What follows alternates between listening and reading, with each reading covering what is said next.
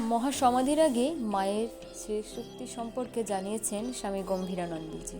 তিনি বলেন, শ্রীমায়ের দেহ যাইবার মাত্র 5 দিন পূর্বে এক ভক্ত অন্নপূর্ণা মাকে দেখতে আসিয়াছিলেন, কিন্তু ভেতরে যাইতে নিষেধ বলিয়া ঠাকুরঘরের বাইরে দাঁড়িয়েছিলেন। হঠাৎই পাশ ফিরিয়া মা তাহাকে দেখিয়া ইশারা করে নিকটে ডাকিলেন। তিনি কাছে গিয়ে প্রণাম করিয়া কাঁদিতে কাঁদিতে বলেছিলেন, মা, আমাদের কি হবে?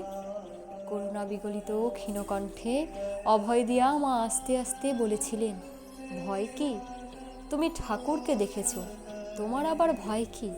তবে একটি কথা বলি, যদি শান্তি চাও মা, কারো দোষ দেখো না, দোষ দেখবে কেবল নিজের। জগৎকে আপনার করে নিতে শেখো, কেউ পর নয় মা, জগৎ তোমার। ভক্তদের প্রতি এই ছিল শ্রী শ্রী মায়ের শেষ বাণী।